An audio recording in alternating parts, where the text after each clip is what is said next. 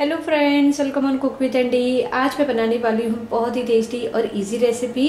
पके गले केले से आप चटनी कैसे बनाएं। खट्टी मीठी चटनी हम पके गले केले से बना सकते हैं। इससे भी पहले मैंने पके हुए केले से आपको बहुत ही स्वीट सी रेसिपी दिखाई थी। आज मैं खट्टी मीठी चटनी दिखाऊंगी जो बहुत ही अच्छी लगती है खाने के लिए। आप इसे व्रत में या बिना व्रत के भी आप इसे सर्व कर सकते हैं। तो इसे बनाने से पहले मैं आप लोगों से रिक्वेस्ट करूंगी, अगर आप लोगों को मेरी रेसिपीज पसंद आए तो मेरे चैनल कुक विद एंडी पे सब्सक्राइब करें। ये बिल्कुल फ्री है। बेल आइकन पे क्लिक करें। बेल आइकन पे क्लिक करने से आप सभी को मेरी न्यू रेसिपीज की नोटिफिकेशन सबसे पहले मिलेंगी।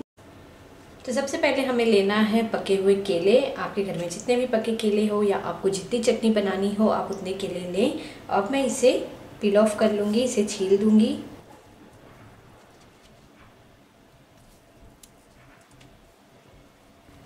अब मैं इसे बाउल में लेके इसे मैश कर लूँगी अच्छे से।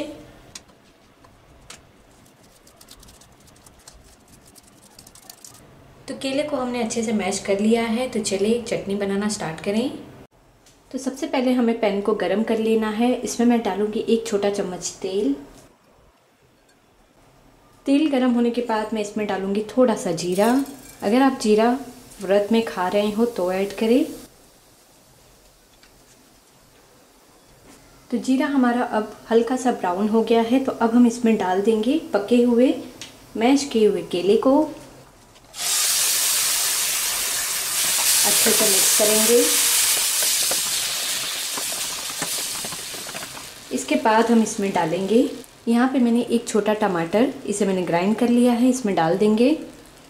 अगर आप टमाटर न डालना चाहते हो तो आप इसमें अमचूर पाउडर या थोड़ा सा नींबू का रस डाल सकते हैं। अब हम इसमें डालेंगे फास्ट का नमक थोड़ा सा और 1 छोटा चम्मच शक्कर और थोड़ी सी काली मिर्च पाउडर।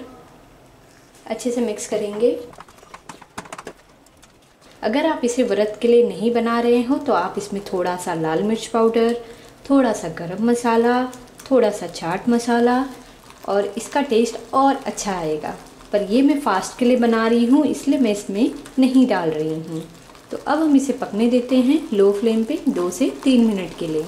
3 मिनट तक हमने इसे लो फ्लेम पे अच्छे से चलाते हुए पका लिया है। चटनी अब हमारी बनके तैयार है। तो गैस को हम बंद कर देंगे और इसे एक बाउल में निकाल लेंगे।